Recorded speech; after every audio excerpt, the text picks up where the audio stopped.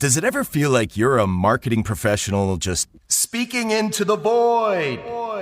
Well, with LinkedIn ads, you can know you're reaching the right decision makers. You can even target buyers by job title, industry, company, seniority, skills.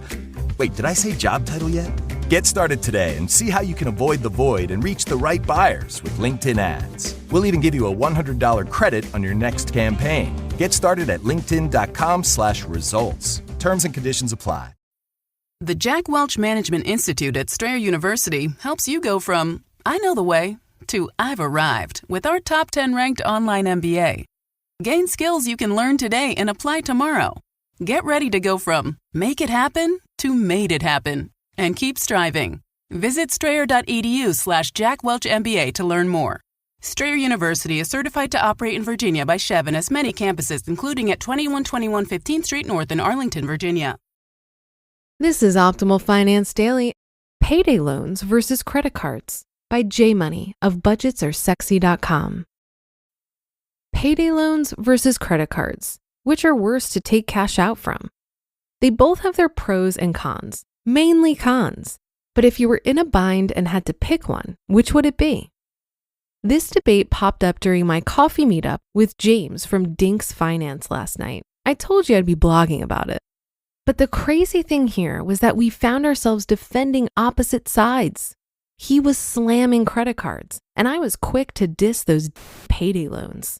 It was an epic battle of two finance bloggers going head to head, or perhaps a battle of nerds sipping coffee. Take your pick. The question we have to ask ourselves here, though, of course, is who's right? Or better yet, which product technically is the worst of the two? Well, I'm no expert in the field, but this little quote found on the CFA's, or Customer Federation of America's, website says it all. Quote, "Payday loans are extremely expensive compared to other cash loans. A $300 cash advance on the average credit card repaid in 1 month would cost a $13.99 finance charge and an additional interest rate of almost 57%. By comparison, a payday loan costing $17.50 per $100 for the same $300 will cost $105 if renewed one time, or 426% annual interest." End quote. Ka-ching! They also share a pretty interesting cost comparison chart and a loan calculator that helps to determine what your total cost would be. By the way, for those who aren't familiar with the term payday loan, it's basically a small short-term loan that's intended to cover a borrower's expenses until their next payday, sort of like a cash advance, also referred to as a paycheck advance or payday advance. They can be taken out online or at physical stores like pawn shops or their own entities.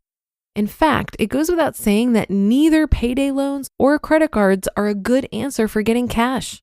Borrowing money from family or friends, taking out a personal loan, or just dipping into your savings accounts always trumps cash advances when it comes to the fees you'll have to pay. Unfortunately, there are times when those aren't an option though, and thus the reason for this post, other than to prove my man James wrong. Contender number 1, payday loans. The average fee you'll pay for a payday loan is somewhere between $17 to $25 for each $100 that you take out, but it can get as high as $30 per $100 in some states. So say you take out a common advance of $500 and you pay it back in full after 2 weeks. Great. You had to pay an extra $87.50 on top of the $500 you borrowed, but at least it's over with, right? Unfortunately, no. The odds are stacked against you. According to the CFA, quote, consumers have an average of 8 to 13 loans per year at a single lender, end quote. That's pretty scary. On the plus side, you could argue that since these are mini loans of 2 weeks at a time, it might be easier to pay off and not have it drag on like it may with a credit card. That all comes down to personal preference and usage though. I can't really relate to it here. Then of course we have that big old stereotype that payday lenders are bad, evil people that are out to steal your money. Well, I don't have any facts myself to say that they're shady, although I feel they are, but I can definitely say without a doubt that they want your money. And unfortunately, you're hard-pressed to see all their fees up front and readily accessible on their sites, at least on the non-reputable ones. And contender number 2, credit cards or cash advances from credit cards. Now let's talk credit cards. As much as I champion my dear credit card for budgeting purposes and the cash back rewards, not to mention the free grace periods to pay back purchases, there's certainly no angels either. According to common knowledge and the talking heads on TV, the average American household is in about $8,000 of debt. Some feel this is a bit inaccurate, but the fact is that many of us are indeed addicted to our credit cards. And if you're already addicted, why not just slap on cash advances to it, right? While usually less than Payday's, do your research, you'll still pay a steep price for it, anywhere from 15 to 25%. Of course, there's also the problem of mixing and matching normal purchases with cash advances. Most cards, if not all, will use your payments to pay off the lower interest items first, like your purchases, and then use it to pay off the higher cash advanced amount. It looks like there may be some new rules in place soon that would get rid of this, though. On the other hand, most credit card companies display all the information up front, the rates, the fees, etc. You might actually have to look for it, but it is there, and usually written in itty-bitty font. I believe most credit card statements have it all disclosed on the back, but either way, it's easily accessible on your bank's website or by placing a 2-minute phone call.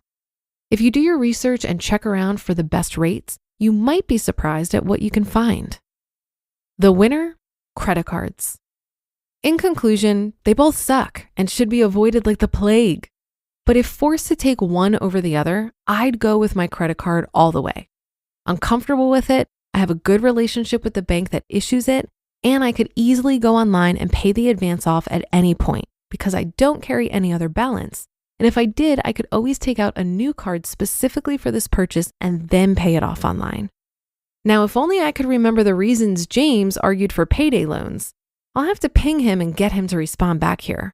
Although in all honesty, I'm scared as that boy's a genius at analyzing. Seriously, have you ever checked out any of his posts? Whew.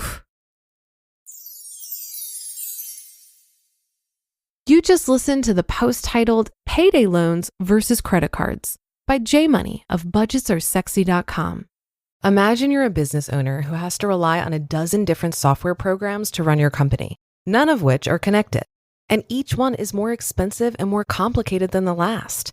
It can be pretty stressful. Now imagine Odoo.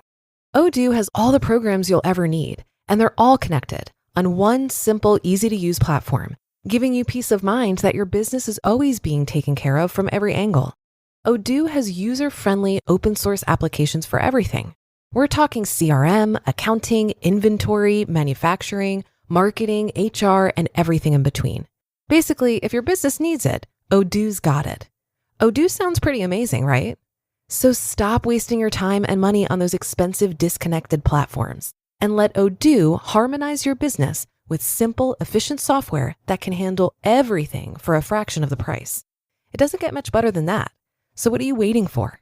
Discover how Odoo can take your business to the next level by visiting odoo.com. That's ODOO.com.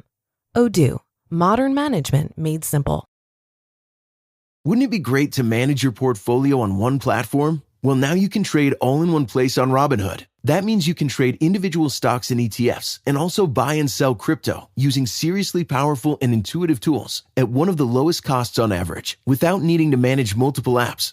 Robinhood makes withdrawing and depositing crypto seamless. Send crypto to your Robinhood account or send crypto from your Robinhood account to other wallets without deposit or withdrawal fees from Robinhood. Trade all in one place. Get started now on Robinhood. Trading crypto involves significant risk. Crypto trading is offered through an account with Robinhood Crypto LLC. Robinhood Crypto is licensed to engage in virtual currency business activity by the New York State Department of Financial Services. Crypto held through Robinhood Crypto is not FDIC insured or SIPC protected. Network fees may apply to crypto transfers. Crypto transfers may not be available to all customers. Investing involves risk, including loss of principal. Securities trading is offered through an account with Robinhood Financial LLC, member SIPC, a registered broker-dealer.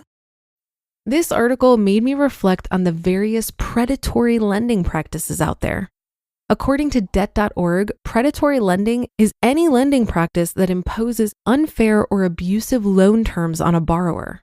It's also any practice that deceptively convinces a borrower to accept unfair terms for a loan that a borrower doesn't need, doesn't want, or can't afford. An example of this is when a lender hides in the fine print or misrepresents the true costs, risks, and/or appropriateness of a loan's terms, or the lender changes the loan terms after the initial offer. One of the most common practices among predatory lenders is loan churning, where the borrowers are forced into a relentless loan cycle in which they're constantly paying fees and interest without noticeably reducing the principal amount owed on the loan. Loan churning usually works like this. The lender makes a loan the borrower can't afford. The borrower fails to pay the loan back on time, so the lender offers a new loan that includes another set of fees and interest. The borrower, already under stress from not repaying the first loan, agrees to the second loan, and the loan cycle churn has started. The Consumer Financial Protection Bureau says that 94% of repeat payday loans happen within 1 month of the first loan, and that consumers using payday loans borrow an average of 10 times a year.